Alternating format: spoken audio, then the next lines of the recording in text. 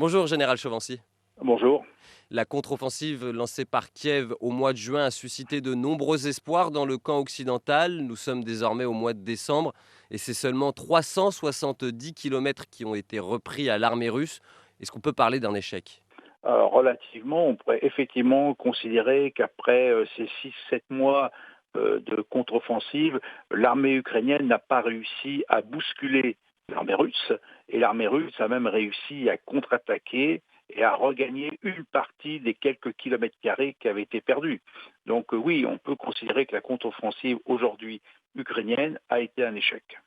J'avais envie, moi, de vous questionner peut-être sur le mode opératoire de l'armée ukrainienne tout au long de cette année, Ouais, du ouais, fait ouais.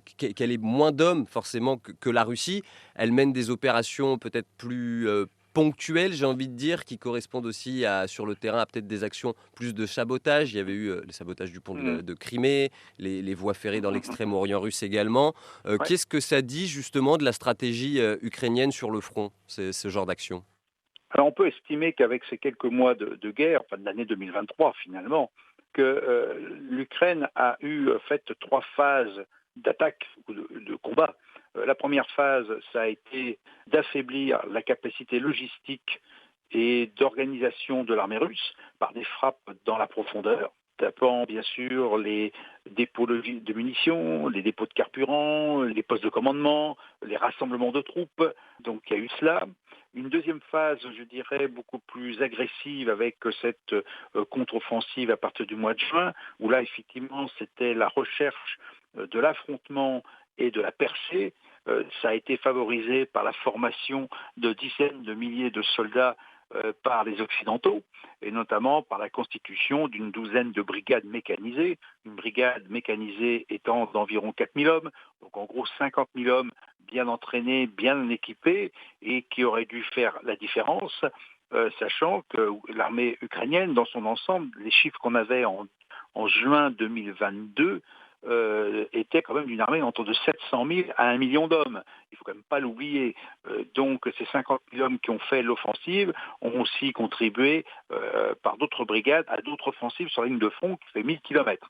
Et puis, suite à cet échec finalement de cette contre-offensive, une troisième phase a été engagée, alors effectivement avec un certain nombre de sabotages très médiatisés sur le territoire russe, et puis surtout d'ailleurs je dirais, cette interdiction partielle de la marine russe de pouvoir intervenir dans mer Noire. On peut quand même dire que de ce côté-là, l'armée ukrainienne a eu un succès relatif, puisqu'elle a réussi finalement à repousser la marine russe de ses propres côtes, et donc de permettre une certaine liberté de manœuvre dans le sud. C'est pas en contrôlant la mer, même partiellement, que l'on peut gagner une guerre. On reviendra plus précisément effectivement sur cette victoire en mer Noire. Tout d'abord, j'aimerais évoquer aussi une des autres répercussions du conflit sur les pays voisins, mais aussi sur le reste de l'Europe. C'est les dépenses militaires dans l'Union européenne. Elles ont atteint la somme record de 240 milliards d'euros l'an dernier. Cette année ne devrait pas faire exception. Ça représente une hausse de 6% par rapport à l'année précédente. Il y a une corrélation toute trouvée avec le conflit, qu'en pensez-vous? Oui, tout à fait. Les États européens ont augmenté sensiblement leurs dépenses de défense, mais enfin, quand on voit quand on fait la comparaison avec les États-Unis, en gros, qui font 3 fois et demi ce que vont dépenser dans la défense les États européens, on voit quand même qu'il y a une grande marge de progression. Donc, on peut relativiser complètement la hausse des dépenses d'armement en Europe. Ce n'est pas vraiment une hausse en soi, c'est plutôt le rattrapage de tout ce qui n'a pas été fait depuis des dizaines d'années, et avec une Europe qui croyait que la paix serait éternelle. Donc aujourd'hui, c'est du rattrapage. Et autre point, la guerre se joue aussi loin des champs de bataille. J'en veux pour exemple ce dispositif découvert dans le futur bureau du chef d'état-major ukrainien, c'était début décembre. Le renseignement est et sera un facteur déterminant dans qui l'emportera dans ce conflit. La guerre du renseignement a toujours existé lors d'un conflit. La guerre de l'information aussi, parce que je crois qu'aujourd'hui les deux sont liés. Savoir ce que pense l'autre fait partie de la guerre. Je dirais que ce qui est plus important, c'est pas tellement la guerre du renseignement en tant que telle, qui est traditionnelle, c'est la place qu'a pris la propagande dans le conflit en Ukraine. une propagande bien sûr très agressive du côté russe, mais aussi une propagande agressive aussi du côté ukrainien, mais pas avec les mêmes éléments, pas avec les mêmes comportements. Et enfin, le président ukrainien, lors de sa conférence de presse du 19 décembre, a aussi fait savoir que personne ne peut dire que lorsque la guerre avec la Russie finira, il s'adressait particulièrement à ses partenaires occidentaux qui pensent que la guerre pourrait durer plusieurs années. Ils ne le savent pas. Et justement, finissons cette rétrospective avec peut-être des conjectures pour l'année à venir. On l'a dit, en ce moment, la Russie reprend l'initiative de la guerre. L'Ukraine dispose de moins de soldats que son voisin ukrainien, un rapport de 4,5 fois inférieur à celui de la Russie. En ayant connaissance de ce détail-là, forcément, ça va demander de conjecturer, je le disais, mais quel avenir à ce conflit peut-on envisager pour l'année 2024 ? L'année 2024 sera cruciale. On l'avait déjà annoncé lors du début de la contre-offensive. Beaucoup de commentateurs, et j'en faisais partie, disaient que si la contre-offensive fonctionnait, oui, il y avait une sorte de crise pour la guerre, je dirais. Il pouvait y avoir finalement, on pouvait imposer aux Russes des négociations. Mais le fait que ça n'est pas arrivé, et on avait tous dit que l'offensive ne pourrait pas se répéter. C'est que tous les moyens auraient été mis en place et que si ça ne passait pas, il serait difficile de croire que l'année suivante, ça passerait. Donc voilà, en 2024, on voit mal aujourd'hui les forces terrestres ukrainiennes capables de reprendre une offensive en direction, je dirais, des territoires occupés d'Ukraine. Ensuite, c'est vrai que les Ukrainiens, on leur a beaucoup promis des avions de chasse, notamment des F-16, pour leur permettre justement de finalement, alors d'abord d'interdire le ciel aux appareils russes et autres instruments militaires du contrôle de l'espace, je dirais, aérien. Et puis aussi, ces avions auraient dû accompagner une force terrestre pour leur permettre d'obtenir des résultats sur le terrain, ce qui sera certainement très difficile aujourd'hui, vu que les forces terrestres subissent une forte attrition. Manque de ressources humaines, manque d'équipement. Et c'est vrai que les chiffres sur l'armée ukrainienne sont un peu suspects, oserais-je dire.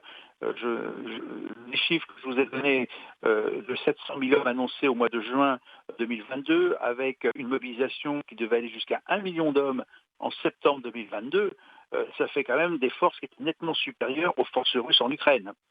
Donc voilà, méfions-nous quand même des chiffres qui sont donnés par les Ukrainiens. Mais dans tout état de cause, tout ce qui revient du terrain montre que les forces ukrainiennes ont eu beaucoup de pertes. Cela veut dire que pour l'année 2024, on les voit mal capables de reprendre une offensive vu les pertes en hommes que les Ukrainiens ont subies et en équipement. C'est pour ça d'ailleurs que le président Zelensky a pris la décision il y a environ quelques semaines de se mettre sur des lignes défensives et non plus offensives.